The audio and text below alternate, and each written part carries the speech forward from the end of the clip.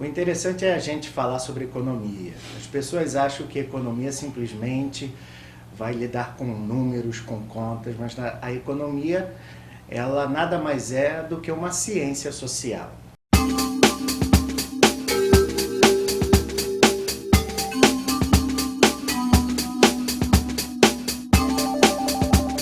Essa ciência social, a gente pode começar pela etimologia da palavra.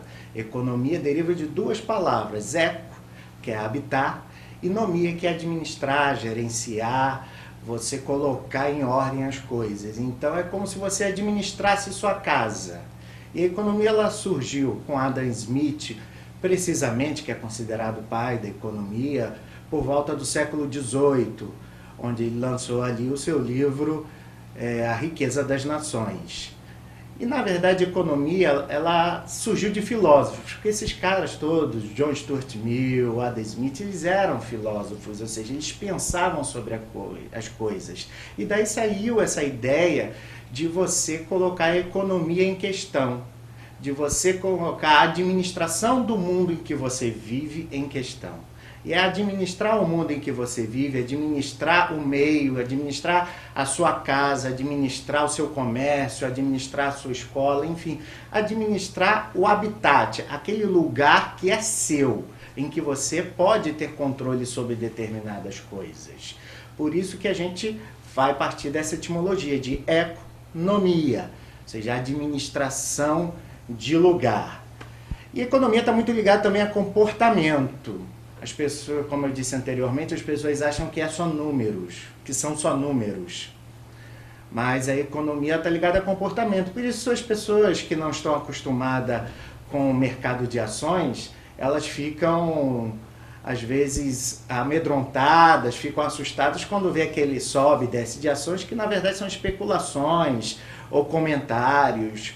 Porque se você for ver a planilha, for ver o balanço da empresa, muitas vezes a empresa está tendo lucro, mas a ação daquela empresa caiu por vários fatores, fatores macroeconômicos, que é como a gente chama a economia que hoje é globalizada. E também questões microeconômicas que são ali do administrador, que é aquela economia que funciona, aquela administração daquele habitat específico ou daquela categoria específica, por exemplo, a categoria de bebidas, se subir algum imposto, que vai ali influenciar. Então é importante a gente saber exatamente quando a gente pensa em economia, muitas vezes está ligado ao nosso comportamento. Quantas vezes a gente não agiu por impulso? Quantas a gente não fez uma compra por impulso? Ou a gente gastou um dinheiro ou emprestou um dinheiro para uma pessoa e depois essa pessoa não devolve para a gente. Já dizia um velho ditado, né? Que quer perder um amigo, empreste dinheiro para ele. Porque se ele não pagar, você perde o dinheiro e vai perder o amigo. E dessa forma que a gente pensa essa questão de comportamento. Então está muito ligado com emoções, mais do que a parte cognitiva, porque nós somos seres emocionais. E assim a gente pode determinar que economia nada mais é como a forma que a gente escolhe viver. E o dinheiro é só um meio. O dinheiro é só um meio que a gente vai utilizar para alcançar as coisas que a gente necessita. Quando o dinheiro se torna um fim em si mesmo, aí é ruína.